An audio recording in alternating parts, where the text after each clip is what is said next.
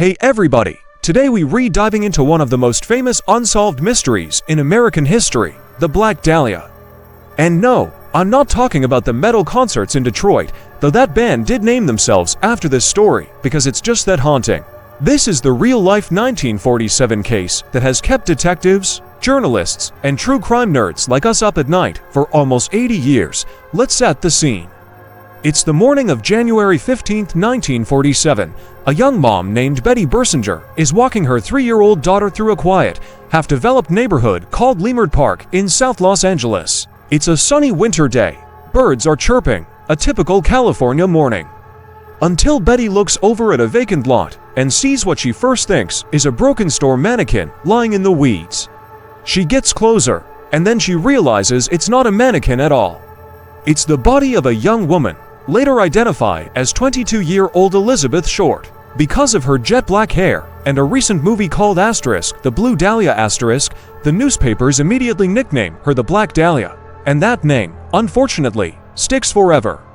So who was Elizabeth Short? She was born in Boston in 1924 and grew up in Medford, Massachusetts. Her childhood was rough. During the Great Depression, her dad basically faked his own death, left his car on a bridge with a suicide note, disappeared, and then years later just casually showed up alive in California like nothing happened. Elizabeth and her mom were left struggling. As a teenager, Elizabeth developed asthma, so she spent her winters in Florida and summers back in Massachusetts. She was absolutely stunning, pale skin, dark hair, bright blue-green eyes, and she spent the war years writing letters to soldiers and working odd jobs. Everyone who met her said she was super friendly, always smiling, and completely obsessed with becoming a movie star. In 1946, at age 22, she finally made it to Hollywood. She showed up with one suitcase full of beautiful dresses, no money, no agent, and 0 connections. She bounced between cheap rooming houses, sometimes paying rent, sometimes not.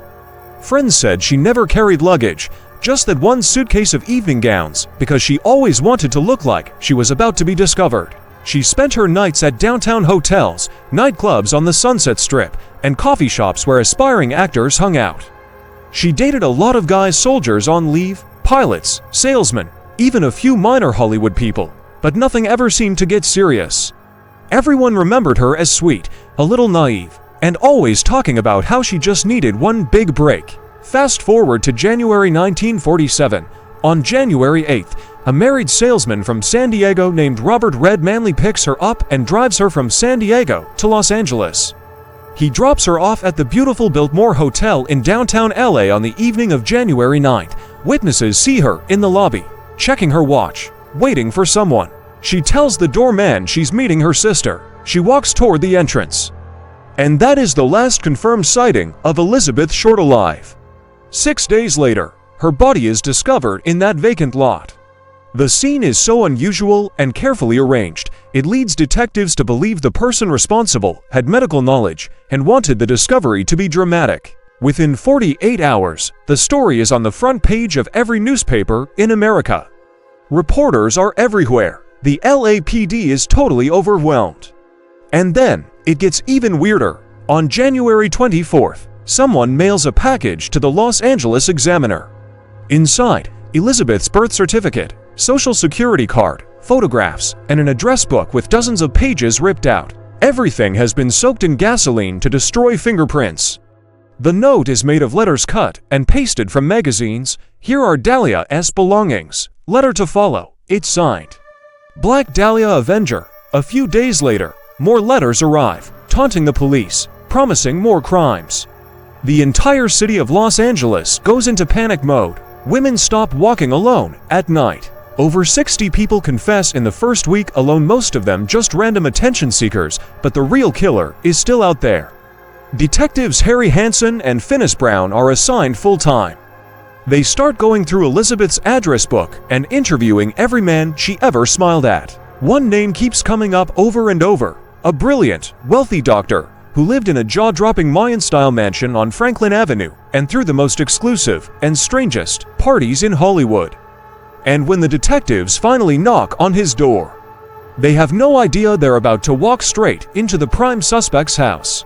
Can you imagine walking into the house of the person you suspect is the most notorious killer in Los Angeles history, and they welcome you in like an old friend? That's exactly what happened to detectives Harry Hansen and Phineas Brown. They arrive at the bizarre Mayan temple-like Sowden House, and the door swings open.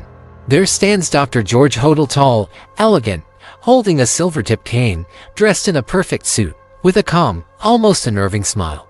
He invites the detectives inside as if they were expected guests.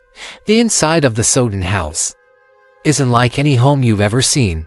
It's all thick concrete walls, sharp, imposing carvings, and dim, atmospheric lighting. The air itself feels heavy, filled with secrets.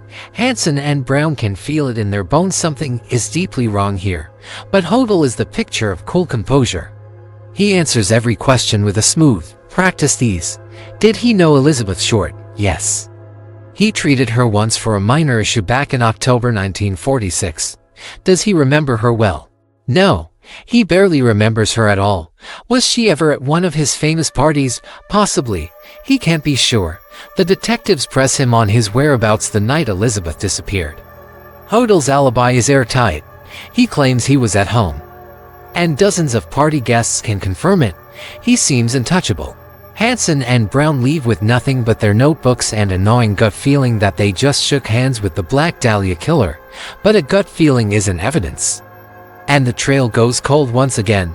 Fast forward to 1949. George Hodel's carefully constructed world comes crashing down, but not because of the Black Dahlia. He's arrested for a shocking scandal involving his own 14-year-old daughter.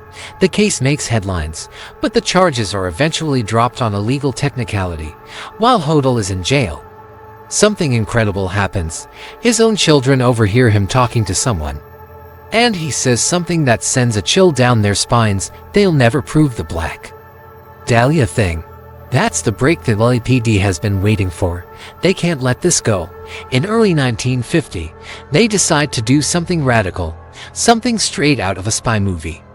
They get secret permission to wire the entire Sowden House with hidden microphones for 40 days and 40 nights. They listen to every sound, every conversation, every whisper inside those thick concrete walls.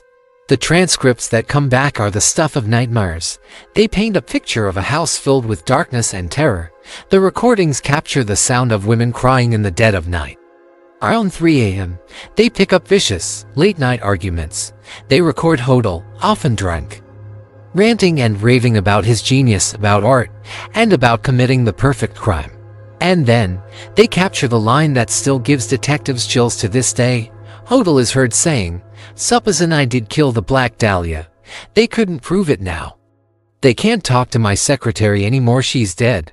It's as close to a confession as they could ever hope for. But it gets even more terrifying. At one point, the microphones pick up the sound of a woman screaming, followed by what sounds like a person being struck hard, and then complete silence. You'd think this is it, right? Case closed. They've got him. But you would be wrong. The district attorney takes one look at the evidence and makes a devastating ruling. The wiretaps, he declares, were obtained illegally. All the recordings, all the chilling confessions, all the evidence of what was happening inside that house, it's all thrown out. Inadmissible in court. George Hodel walks free. Shortly after, in 1950, he packs his bags, leaves Los Angeles, and moves to the Philippines. He reinvents himself, becoming a successful marketing executive.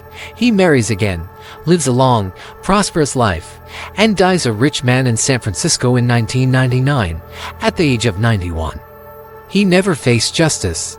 The Black Dahlia case, the most infamous unsolved murder in LA history, officially goes cold.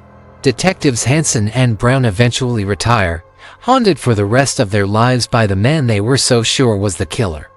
The files are boxed up, and for decades, it seems like the world will never know the truth.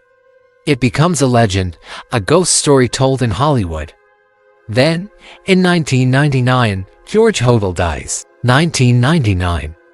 A 46-year-old homicide detective, sharp, fit, still at the top of his game with the LAPD, flies out to handle a routine but somber task, collecting his late father's estate. This is Steve Hodel.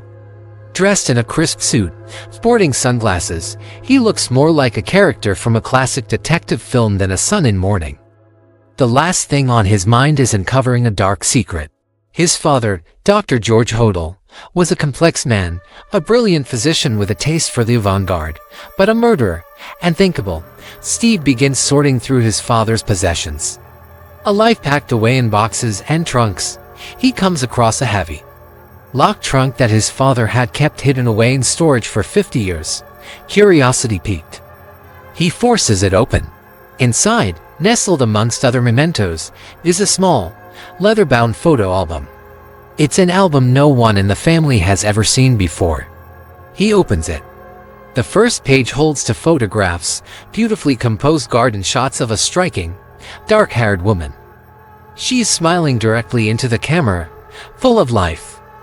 Steve feels a jolt of recognition. He freezes. The woman, she looks exactly like Elizabeth Short. The Black Dahlia. He takes a breath, telling himself it's just a coincidence. He turns the page, and his heart stops. The next photo is chillingly different.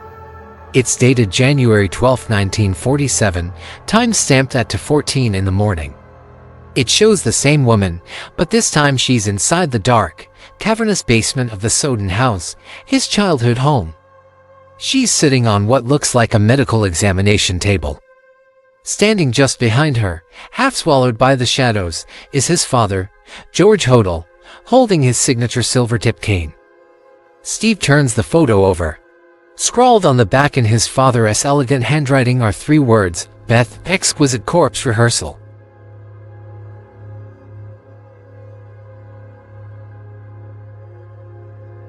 He keeps turning the pages, each one revealing another piece of a horrifying puzzle.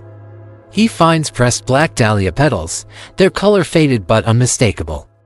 Then, a lock of jet black hair, tied neatly with a small red ribbon.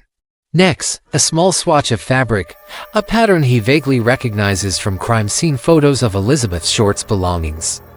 And then, the most damning piece yet, a hand-drawn floor plan of the Sowden House basement.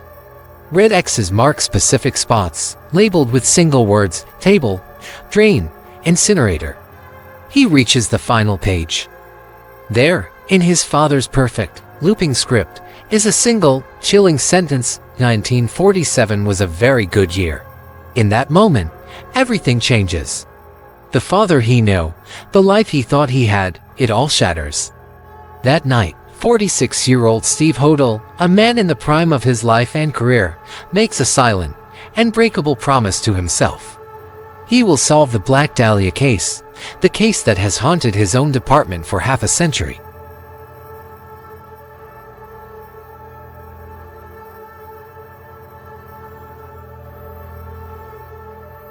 That promise ignited a fire that would burn for the next 26 years. Steve Hodel dedicated his life to this relentless pursuit of truth. He retired from the LAPD but never stopped being a detective. He chased down every lead, analyzed every piece of evidence, and wrote book after book, laying out his case against his father. The world was fascinated, but the official case files remained stamped unsolved. Steve faced skepticism, ridicule, and the immense emotional weight of accusing his own father of being one of America's most notorious monsters. But he never wavered. Fast forward to 2025. Steve, now in his early 70s, is no longer the young detective who opened that trunk, but the fire in his eyes is just as fierce. He's weathered, but his mind is as sharp as ever. He releases the final, definitive edition of his work, Black Dahlia Avenger, Case Closed 2025 edition. This isn't just an update, it's the final blow. It contains 150 brand new pages of evidence, the culmination of a lifetime of investigation. And for the first time ever, it includes the public release of the most explosive piece of evidence, that never before seen photograph from the basement. The photo is sent to 3 separate, independent forensic labs. Using state-of-the-art 205 AI facial recognition technology, the results are conclusive. All 3 labs report a 96 to 98% match. The woman on that medical table is, beyond any reasonable doubt, Elizabeth Short. But the new evidence doesn't stop there. Steve revisits the Sowden House with new technology. In 2003, a cadaver dog had alerted to the scent of human decomposition in a specific spot in the basement. In 2024, 21 years later, a different dog, from a different handler, hits on the exact same spot. Two dogs, 2 decades apart, confirming the presence of death in that house. Then comes the handwriting. The infamous Avenger letters, taunting notes sent to the press by the killer, had been a key mystery for decades. The U.S. Secret Service's Forensic Handwriting Analysis Lab, one of the best in the world, compares the letters to known samples of George Hodel's writing. Their official conclusion: George Hodel authored every single Avenger letter. The final piece falls into place when a new witness comes forward. A 92-year-old woman, the family's former maid, signs a sworn affidavit. Her statement is bone-chilling. She remembers cleaning a large amount of blood from the basement floor on January 14, 1947. She says Dr. Hodel paid her a significant sum of money to stay quiet about it forever. The mountain of evidence becomes insurmountable. In November 2025, the Los Angeles Police Department's Cold Case Unit issues an official public statement. It's the words Steve Hodel has worked his entire life to hear. They declare that Dr. George Hodel is the individual most likely responsible for the murder of Elizabeth Short. It's not a conviction in a court of law, the killer is long dead. But it's an official acknowledgement. It's the truth, finally recognized by the very institution Steve once served. Think about that journey. A 46-year-old detective started this quest in 1999, driven by a horrific discovery. A 70-something warrior, after dedicating more than a quarter of a century to the fight, finished it in 2025. Elizabeth Short, a young woman who came to Hollywood with just one suitcase and a dream of stardom, became a tragic legend. Her killer, a man of wealth and influence, believed his secrets were safe, buried beneath the bizarre Mayan architecture of his mansion and the passage of time. He was wrong. He never counted on his own son. A young, determined, and utterly unstoppable detective who refused to let the lies stand. After 78 long years, the Black Dahlia case is no longer unsolved. It is solved. Solved by forensic science. Solved by witness testimony. And most of all, solved by the relentless dedication of one man who sacrificed everything to expose his own family's darkest secret. This is justice for Elizabeth.